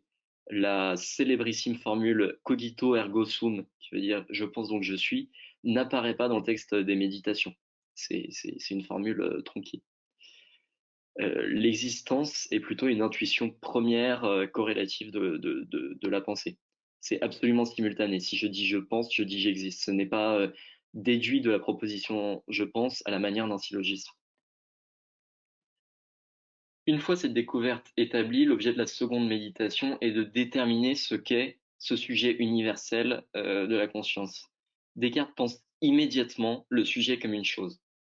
Je pense, ça veut dire que je suis une chose qui pense, donc en latin, une res cogitans. Descartes pense immédiatement le sujet comme une substance. Il passe immédiatement de la position d'un prédicat corrélatif de toute pensée à la position d'une substance qu'on appellera âme et qui est le sujet des pensées. C'est-à-dire que je dis je pense, je pose le fait qu'il existe une substance qui pense. Et cette substance qui pense, je vais l'appeler âme. Il y a un passage assez rapide. Heidegger dira pour critiquer Descartes, ego cogito sive mens sive anima. Ça veut dire en latin, je pense, c'est-à-dire esprit, c'est-à-dire âme. En fait, on fait un passage très rapide entre la découverte du je pense, la découverte de l'esprit et la position de l'esprit comme substance, c'est-à-dire la position d'une âme. Je vais souligner ici, pour ceux qui sont béton sur Descartes et qui ont envie d'enrichir un peu leurs horizons philosophiques, que c'est ce passage que la phénoménologie, au XXe siècle, va reprocher à Descartes. Le contenu de la critique phénoménologique, c'est que en niant l'existence du monde dans un premier temps, donc dans la partie du doute, en disant le monde n'existe pas parce que je peux en douter, Descartes, en fait, chôme la question majeure qui est le mode d'existence du monde. C'est-à-dire que Descartes, en niant le monde, ne se demande pas sur quel mode d'être existe le monde. Ce qui fait que quand il découvre qu'il pense et qu'il existe, donc qu'il existe un sujet, quand il découvre cette première certitude, il va la penser immédiatement sur le même mode d'être que toute chose, c'est-à-dire sur le mode de la substance. Comme il a nié le monde plutôt que d'interroger son sens d'être, il a nié en fait l'existence d'une substance. Et à partir du moment où il découvre un je pense, il va dire que cette chose est une substance. Je vais citer Heidegger à ce moment-là, mais vous trouverez aussi, si vous souhaitez éclaircir ce point, des explications dans les méditations cartésiennes de Husserl. Donc Heidegger, là je cite Être étant, le paragraphe 10. Descartes, à qui l'on attribue la découverte du cogito sum, donc cogito sum c'est je pense, j'existe, comme point de départ du questionnement philosophique moderne, à examiner dans certaines limites le cogitare de l'ego, donc le fait que le je pense. En revanche, il laisse le sum, donc l'être, totalement inélucidé, quand bien même il le pose tout aussi originellement que le cogito, donc le je pense. C'est-à-dire que Descartes fait une découverte, je pense, il l'assimile immédiatement au fait que quelque chose pense et que ce quelque chose existe sur le mode de la substance, que c'est une âme, et il n'interroge d'aucune manière quel est l'être de ce je pense. On pourrait penser que la conscience n'est pas une substance et que le monde est le prédicat de la pensée, etc. Enfin, la phénoménologie critiquera Descartes parce que Descartes en fait se trouvait à la porte de la phénoménologie à cet endroit-là. Il pouvait franchir le pas et ne l'a pas fait parce qu'il restait dans un réalisme naïf qui pensait toute l'existence sur le mode de la substance. Si vous voulez voir une autre voie pour penser le mode d'être des choses autrement que sur le mode de la substance à la manière de Descartes, il faut se tourner vers la phénoménologie et à ce moment-là lire Husserl puis Heidegger. Donc bref, chez Descartes, du jeu pur, pardon, on ne glisse pas au moi empirique, donc à l'existence empirique d'un sujet, mais à un réalisme de l'âme comme substance. Cependant, Descartes rompt résolument avec tout le côté mystique de la caractérisation antique de l'âme. Il dit que cette chose qui pense n'est pas quelque chose, et là je cite, d'extrêmement rare et subtil, comme un vent, une flamme ou un air très délié. Donc là, il vise clairement la pensée de l'âme comme psyché, comme un souffle, en disant un vent. Et une flamme, c'est plutôt quelque chose de chrétien, l'animation du corps. Voilà. Il va, au niveau du vocabulaire, il va aussi préférer le mot mens au mot anima, qui désigne l'âme. Et mens, ça signifie plutôt l'esprit ou la conscience dans un sens moderne. C'est l'étymologie du mot mental, par exemple. Mais c'est bien de l'âme qu'il est question dans les méditations métaphysiques, même si on change de terme. Le titre complet des méditations métaphysiques, c'est Meditationes de prima philosophia in qua dei existentia et animae immortalitas demonstratur. C'est-à-dire méditation de philosophie première dans lesquelles l'existence et l'immortalité de l'âme sont démontrées. Donc, c'est vraiment le sujet principal des méditations. La philosophie première, ça veut dire strictement la métaphysique. Voilà. Le texte de la seconde méditation, qu'on va voir, ne parle cependant que d'une chose qui pense, sans chercher encore à établir la distinction réelle de l'âme et du corps. La distinction réelle de l'âme et du corps va être étudiée plutôt dans la sixième méditation. Et donc là, on est dans la deuxième, au moment où on découvre cette première certitude. Donc il récapitule un peu la première méditation au départ. Je suppose donc que toutes les choses que je vois sont fausses. Je me persuade que rien n'a jamais été de tout ce que ma mémoire remplie de mensonges me représente. Je pense n'avoir aucun sens. Je crois que le corps, la figure, l'étendue, le mouvement et le lieu ne sont que des fictions de mon esprit. Donc je doute de tout. Je ne peux rien tenir pour certain.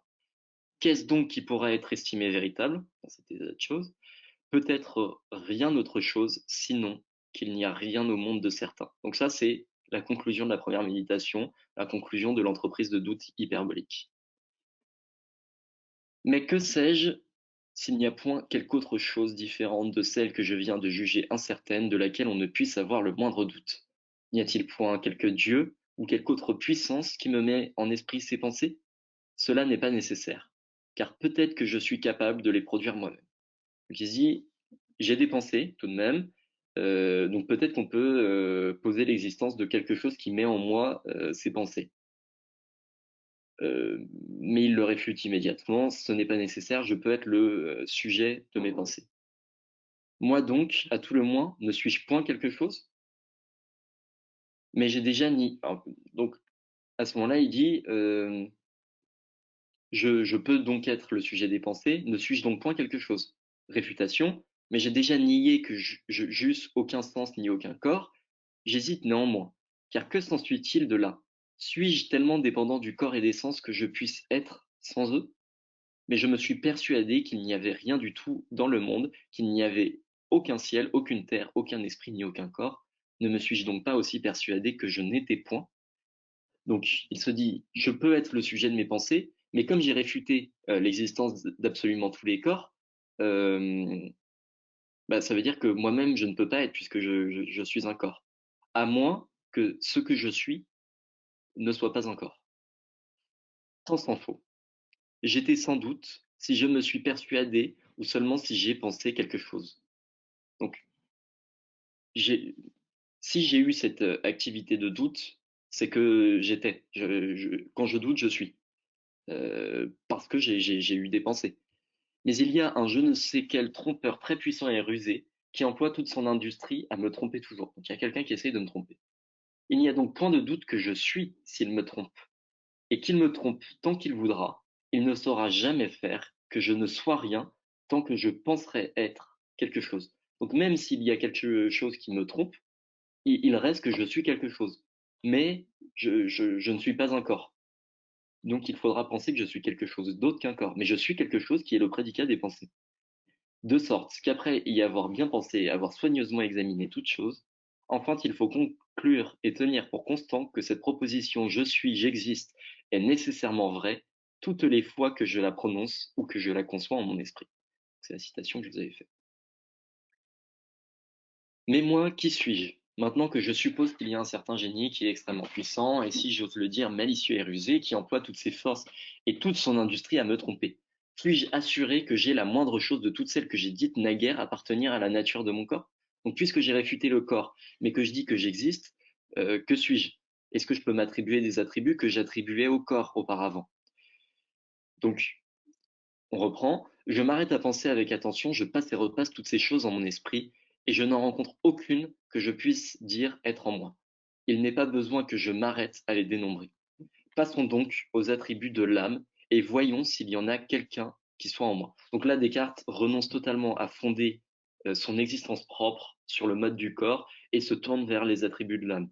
Est-ce qu'il y a des attributs de l'âme que je connais qui peuvent être rapportés à moi euh, en ayant ce seul prédicat, je suis, j'existe, chaque fois que je pense? Les premiers des attributs de l'âme sont de me nourrir et de marcher, mais s'il est vrai que je n'ai point de corps, il est vrai aussi que je ne puis ni marcher ni me nourrir. Donc ces attributs de l'âme, comme ils sont dépendants du corps, je ne peux pas dire qu'ils sont essentiellement moi. Un autre est de sentir. Mais on ne peut aussi sentir sans le corps, outre que j'ai pensé sentir autrefois quelque chose pendant le sommeil, que j'ai reconnu à mon réveil n'avoir point en effet senti. Un autre est de penser. Et je trouve ici que la pensée est un attribut qui m'appartient. Elle seule ne peut être détachée de moi. Même si je n'ai pas de corps, je ne peux détacher de moi que je pense. Je suis, j'existe, cela est certain, mais combien de temps? Autant de temps que je pense. La pensée est l'attribut essentiel de mon existence. C'est ce qui est posé ici. Non la sensation, non toutes mes activités qui ne peuvent être que dépendamment d'un corps. Tandis que la pensée, qui ne se rapporte qu'à l'âme, et donc qu'à un je pense, elle est un attribut essentiel de mon être. Je reprends le texte. Car peut-être même qu'il se pourrait faire, si je cessais totalement de penser, que je cesserais en même temps tout à fait d'être. Je n'admets maintenant rien qui ne soit nécessairement vrai.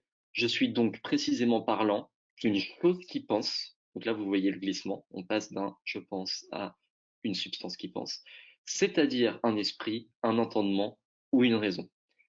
Euh, Ça c'est la traduction française. Dans le texte latin, il y a le mot anima dans cette liste, c'est-à-dire un esprit, un entendement, une raison. Euh, Dans le texte latin, on a sive mens, sive anima, sive intellectus, etc. Donc, vous voyez que ce glissement qui consiste à dire je suis une chose qui pense revient à poser que je suis une âme. Or, je suis une chose vraie et vraiment existante, mais quelle chose? J'ai dit une chose qui pense, et quoi davantage? J'exciterai mon imagination pour voir si je ne suis point encore quelque chose de plus. Voilà, et, on va passer un peu, on va voir comment il définit une chose qui pense. Mais qu'est-ce donc que je suis? Une chose qui pense. Qu'est-ce qu'une chose qui pense?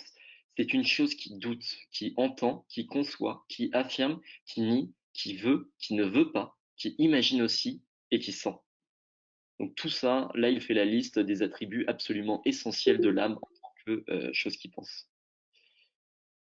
Donc voilà pour ce qu'est le sujet moderne tel qu'élaboré par Descartes. Il faut noter qu'on arrive à un dualisme extrêmement strict. D'un côté, on a l'âme qui est une res cogitans, c'est-à-dire une chose qui pense, et de l'autre, le corps qui est une res extensa, c'est-à-dire une chose étendue. Les corps et l'âme n'existent donc pas sur le même mode. Comment dès lors peut-on penser leur union? Comment ces substances si différentes peuvent-elles communiquer? Donc c'est la sixième méditation qui fonde la distinction réelle de l'âme et du corps.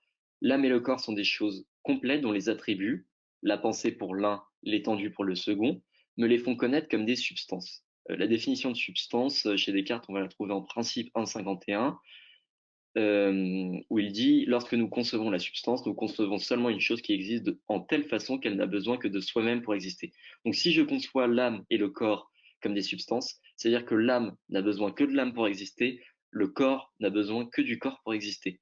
Je peux concevoir une âme sans mon corps, je peux concevoir mon corps sans une âme. Cependant, je ne peux pas concevoir un homme sans une âme, je ne peux pas concevoir un homme sans un corps. Je ne peux penser l'homme que comme l'union de ces deux notions primitives. Donc ces substances ayant des attributs absolument différents, elles sont absolument distinctes. La notion que je me fais de mon âme n'emprunte rien aux attributs du corps et inversement. Par exemple, je ne peux pas penser l'âme selon la figure et l'étendue comme je pense les corps. C'est impossible.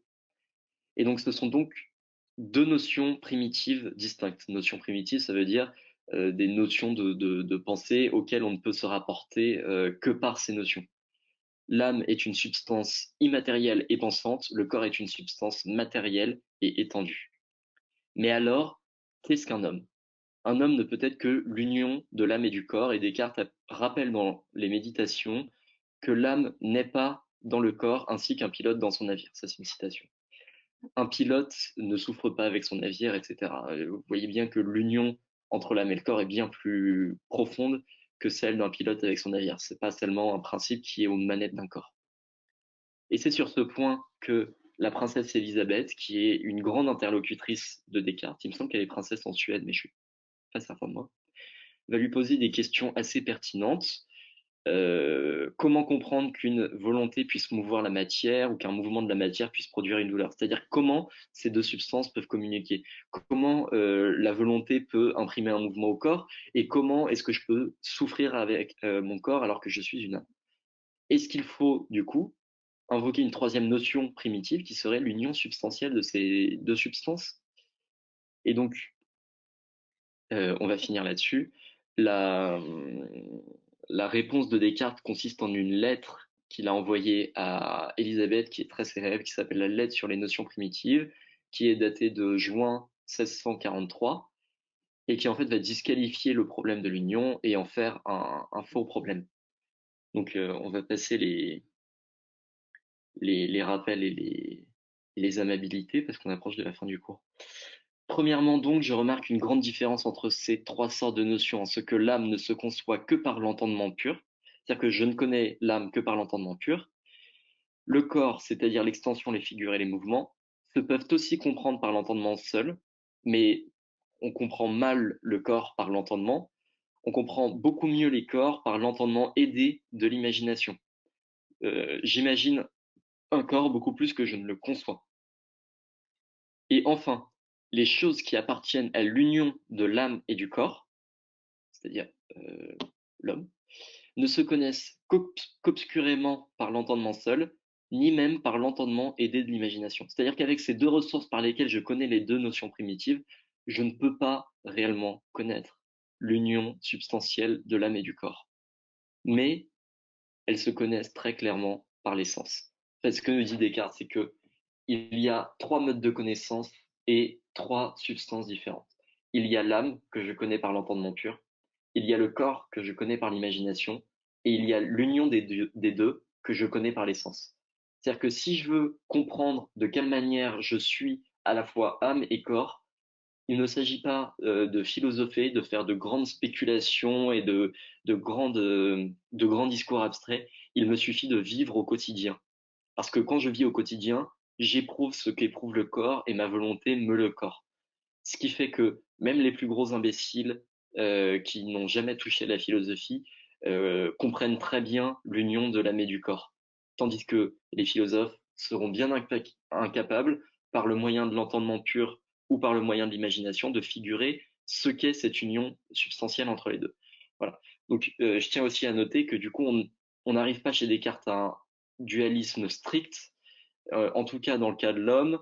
Euh, L'homme n'est pas duel, l'homme est une transsubstantialité. C'est l'union substantielle de ces deux notions.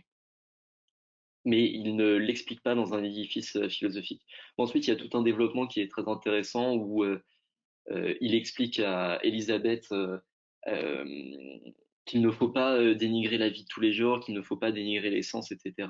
Qu'on apprend beaucoup de choses dans la vie de tous les jours et qu'il faut réserver la philosophie à quelques jours par an et qu'il faut s'occuper de vivre le reste du temps. Mais je vous laisse lire ça par vous-même. Et voilà.